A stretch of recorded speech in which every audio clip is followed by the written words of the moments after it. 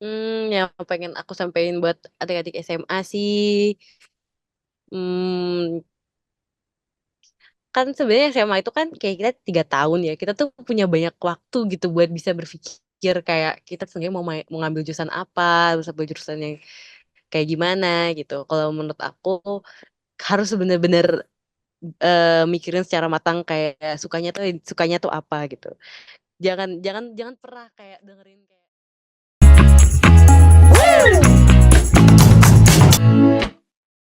Hai para pejuang SMA dan SMK di luar sana, selamat datang di podcast Majalah Sunday, tempat kita ngobrol santai tentang masa depan dan kehidupan kuliah.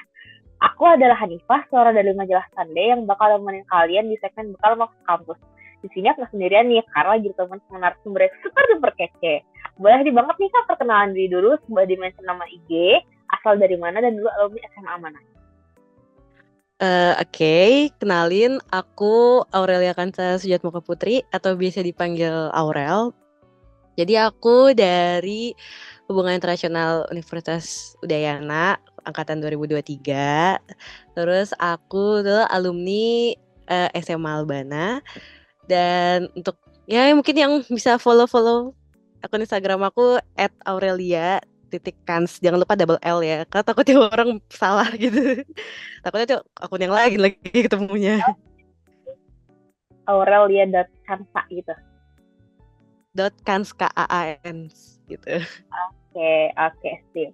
Bisa dijelasin nih Kak, mungkin perjalanan masuk kampus Kakak gimana nih? Dari yang awal masuk atau enggak nyari-nyari kampus gitu kan? Mungkin bisa diceritain?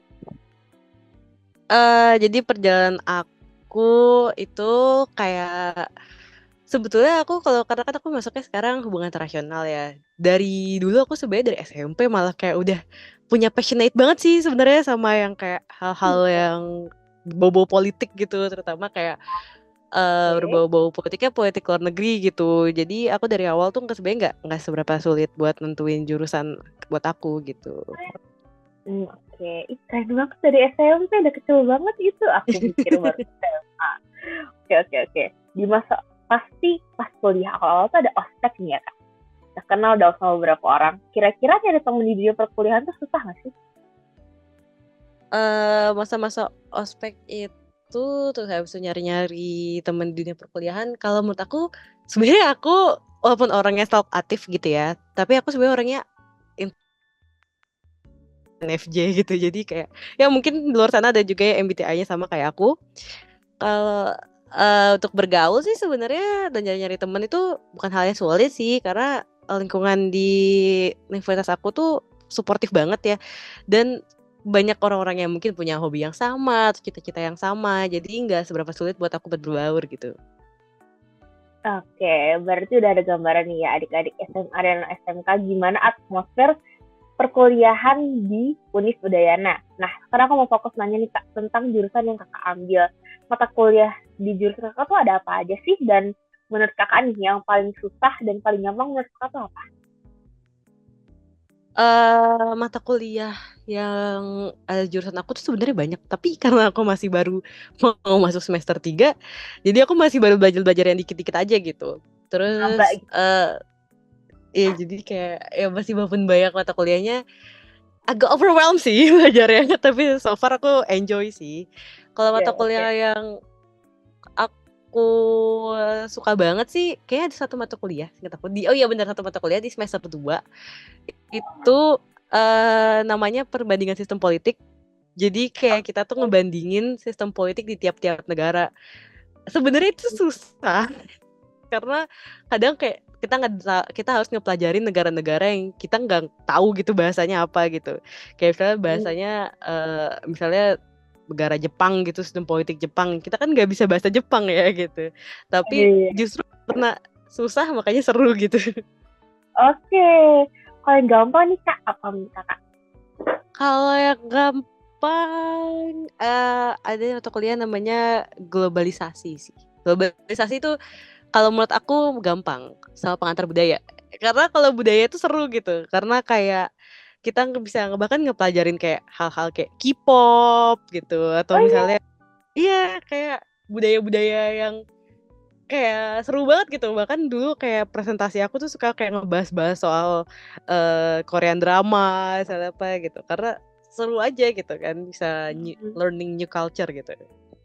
Oke, oke. Ada nggak nih Kak, project yang berkesan buat Kakak? Terus kalau project ini dari kampus, kira-kira ada dananya atau dana pribadi? Kalau project yang berkesan sih buat aku, jadi ini pasti anak HI tahu deh. Ada yang namanya tuh Model United Nation atau MUN sih singkatnya. Oh Jadi iya. kayak Model United Nation itu kayak kita event yang kayak debat sih sebenarnya, debat tapi kita jadi delegasi dari suatu negara. Jadi itu kayak kita bisa belajar public speaking, kita belajar buat jadi representatif dari suatu negara gitu. Itu sebenarnya match juga ya sama cita-cita kita nanti, karena kan biasanya kalau jurusan hubungan internasional itu pasti cita-citanya rata-rata pasti pengen jadi diplomat kan. Jadi kan kalau jadi diplomat kita harus bisa ngerepresentasiin negara kita, terus kayak gimana caranya ngerepresentasiinnya. Kita jadi akhirnya melek sama isu itu gitu. Buat yang model United Nation itu biasanya kadang dananya dari kampus sih, atau enggak mungkin dari sponsor gitu-gitu. Oke, oke, oke.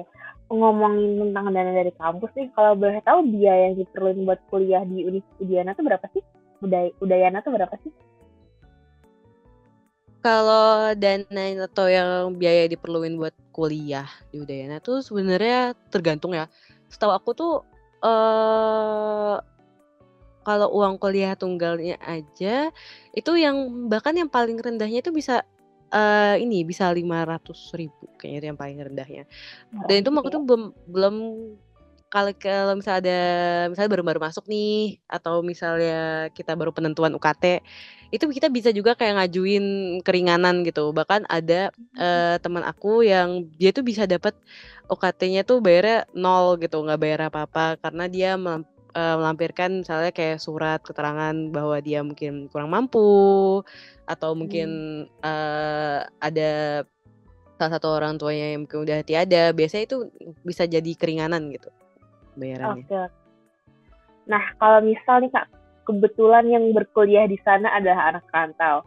Kira-kira perlu nyiapin berapa tuh untuk bertahan di sana, mulai dari kos sampai kebutuhan sehari-hari kayak makan gitu. Kisaran berapa tuh Kak? Sebenarnya aku bukan aku kan lahir gede di sini jadi aku nggak ngekos gitu. Jadi tapi yang sependengaran aku gitu, sepengetahuan aku bergaul sama teman-teman aku gitu. Kalau buat kayak kos atau apa gitu, itu masih mungkin range-nya mungkin sejutaan kali. Atau mungkin kadang yang bagus banget itu pasti yang kayak lu tuh sampai 2 juta, 3 jutaan gitu sebulannya. Oke. Terus kalau buat biaya hidup kayak makan atau apa-apa kayak itu tuh sebenarnya tergantung sih. Sebenarnya biasanya orang kalau ke Bali itu kan pasti hidupnya hedon gitu ya, kayak spend money gila-gilaan gitu. Itu sebenarnya tergantung sih. Kalau mungkin budget mahasiswa bisa juga sih dapat yang kayak makin sekali makan kayak 15.000, 20.000. Murah aja ya? Bahkan kayak ada mungkin pasti yang orang-orang Bali tahu namanya nasi jinggo. Jadi nasi jinggo itu kayak nasi bungkus gitu, harganya masih cuma 5.000, 6.000. Wow, that's very Iya. affordable. Jadi masih bisa makan buat kayak 10.000 tuh bisa makan kalau di Bali. Oke, oke. Wah, terjangkau juga ya di sana. Oke, aku Iya. mau narik ke depan nih, setelah masa perkuliahan. Kalau boleh tahu, prospek kerja yang ditawarkan kalau ngambil jurusan HI, mungkin selain diplomat, ada nggak kira-kira? Sebenarnya jurusannya itu tuh jurusan HI itu fleksibel ya menurut aku. Banyak banget kayak kerja-kerjaan yang kita bisa ambil gitu di masa depan gitu. Emang Kayak paling apa tuh? utamanya itu ya Mhm. diplomat itu, jadi diplomat atau jadi delegasi suatu negara. Kalaupun enggak, itu bisa juga kayak misalnya jadi jurnalis-jurnalis yang Ah, memang bergerak apa di sih bidang gitu ya? politik gitu, juga Oh, bisa. oke, oke. Atau mungkin jadi entrepreneur atau jadi apa pengusaha itu juga bisa. Banyak hal sih, bukan bener kayak bisa jadi apa aja aku malah merasanya. Di politikus kira-kira bisa nggak? Bisa, contohnya kan kayak jadi politikus Menteri Pendidikan kita kan Nadiem Makarim juga. Dia juga dulu awalnya kan hubungan internasional juga. Oh iya, ya, Iya. keren banget. Wah, prospeknya keren banget nih. Oke, karena udah banyak banget nih yang kita omongin hari ini. Aku mau tahu dong Kak, pelajaran apa yang bisa Kakak ambil jauh ini selama menggandeng nama menjadi mahasiswa? Pelajaran apa yang bisa diambil selama aku menjadi mahasiswa? Sebenarnya banyak banget sih pelajarannya. Karena Oh iya, karena kayak mood aku tuh transisi dari jadi siswa ke mahasiswa itu tuh bener-bener kayak sebenarnya agak ngagetin sih di aku juga, kayak oh iya. ternyata berbeda ya gitu kultur di SMA atau kultur selama kita jadi siswa sama kita kultur jadi mahasiswa. Tapi perjalanan yang mungkin aku bisa ambil kayak ini sih, jangan FOMO. Itu aku baru aku ngeh gitu setelah aku jadi mahasiswa gitu. Karena waktu kita jadi mahasiswa tuh bener-bener kita tuh pasti bawaannya pengen ikut-ikutan temen gitu. Kayak, oh temen aku ada kepanitiaan ini nih, aku pengen ikut. Temen aku ikut organisasi ini nih, aku juga pengen ikut. Ya. Rasanya tuh kayak kita tuh semua berlomba-lomba gitu. Hmm, Buat buat jadi ini, buat jadi sibuk apapun gitu. Padahal kalau menurut aku yang harusnya kita pentingin itu ya itu kayak kita fokus ke akademis kita dulu dan kita bangun networking gitu, kita bangun networking yang bagus sama banyak orang, tapi jangan lupain kayak kita kan juga manusia, kita juga pasti capek gitu, jadi biar nggak sehat ya. overwhelm kayak gitu, jangan FOMO. Oke, jangan FOMO nih guys. Oke, thank you banget nih. Ada nggak yang mau disampaikan buat adik-adik SMA atau SMK yang lagi kebingungan soal kuliah? Nah, kan kakak di Universitas Udayana nih, boleh banget rekomendasi ini kampus kakak buat adik-adik yang masih mempertimbangkan mau kuliah di kampus mana. Yang pengen aku sampaikan buat adik-adik SMA sih, hmm, kan sebenarnya SMA itu kan kayak kita 3 tahun ya, kita tuh punya banyak waktu gitu buat bisa berpikir kayak kita sebenarnya mau ngambil jurusan apa, terus ambil jurusan yang kayak gimana gitu. Kalau menurut aku harus bener-bener mikirin secara matang kayak sukanya tuh apa gitu. Jangan jangan jangan pernah kayak dengerin kayak kata teman kamu kayak aku join ini, kamu juga kayak cocok deh join di jurusan ini gitu. Jangan kayak gitu. Jadi kita harus bener-bener yang tentuin minat kita apa.